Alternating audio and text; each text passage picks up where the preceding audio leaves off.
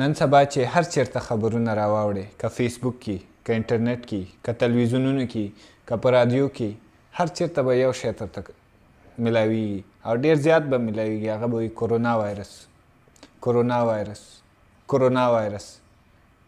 یاره ما ویلې دا کرونا وایرس خو دومره خطرناک هم نه ده، نو دا بیا خلک ولې دومره تشویش کوي؟ دومره وروره ګوله خلک په ډار کې اچولي دي، تکلیف کې اچولي دي. خیال راغی چې راځه وګورم چې دا ولې دا خلک ولې دومره په ډار دي، دومره هلچل ولې دی. نو بعضې خبرې چې ما د خپل تحقیق نه وموندلې هغه داسې وی چې مثلا د کرونا وایرس نه دوی حکومتونو ته، اقتصاد ته، دوی کاروبار ته، دوی تجارت ته څومره ضرر رسېدلی چې تقریبا په 2-3 ورځو کې 6 ټریلیونه ډالر نقصان یې کړی ده. هغه څنګه کړی؟ راځه چې هغه ټول شیان تاسو سره شریکوم. په دې کې اول پوینټ دا ده چې سفر یا هوایي سفر یا هر رقم زمینی سفر بند شوی ده. څنګه بند شوی؟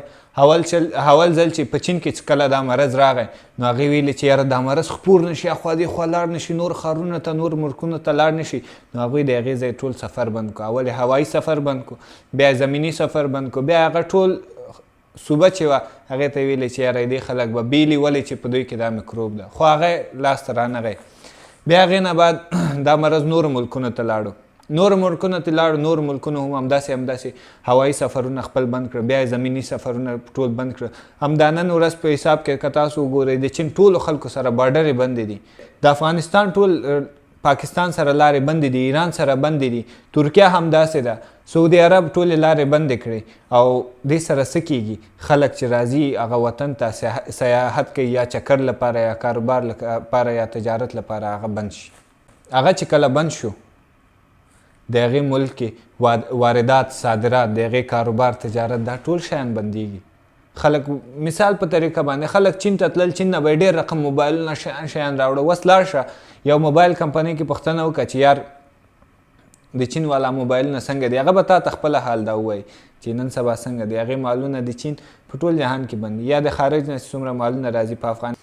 دومه خبره دا ده چې څومره هم لوکل تجارتونه ول یا مثلا یو ځای کې مخصوصه ول، هغه هم خپل خلک پرېښودل چې هغې لاړ شي خپل کورونو ته. کور ته ولې لاړ شي؟ سوال دا دی.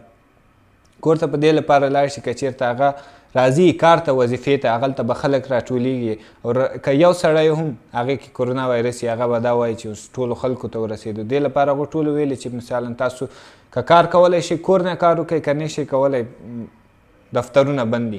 په چین کې همداسې ده، په ترکیه، ایران کې، امریکا کې او په یورپ کې ټولو کې همداسې شو. اوس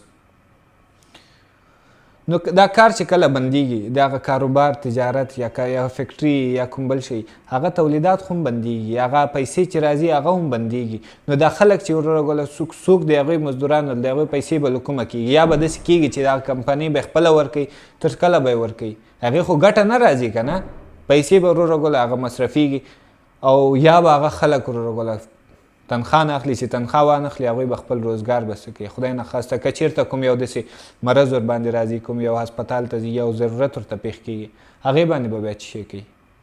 درېیمه خبره دا ده چې د خلکو په ذهن کې ډېر زیات ډار پیدا شوی ده. هر طرف ته چې ګورې د کرونا وایرس ته وروره ګوله، دلته وګوره ټلویزیون کې کرونا وایرس دی، فلانکی سړی داسې ده، فلانکی سړی داسې ده. وسړیه مرض چې ده هغه د خدای له طرف نه ده، شفا د خدای له طرف نه ده. مونږ باید خدای ته دعا وکړو، تشویش ونه کوو.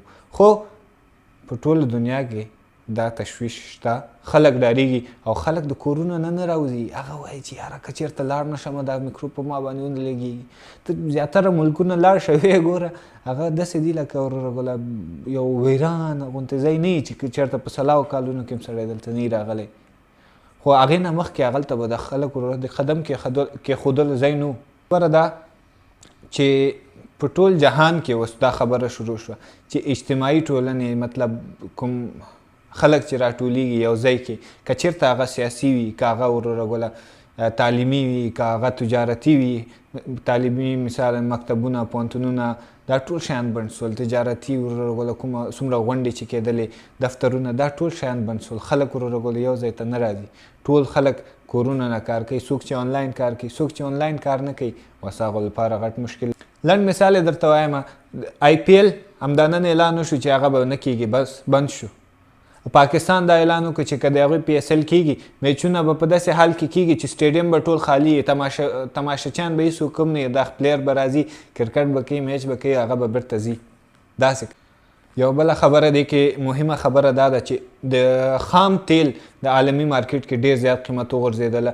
یو څو میاشتې مخکې تقریبا د خام تیل قیمت په عالمي مارکیټ کې $65 ول او اوس نن ورځ باندې دا $15 ده. نو ګورئ نیمایي تقریبا د هغې قیمتونه راغورځېدلي دي.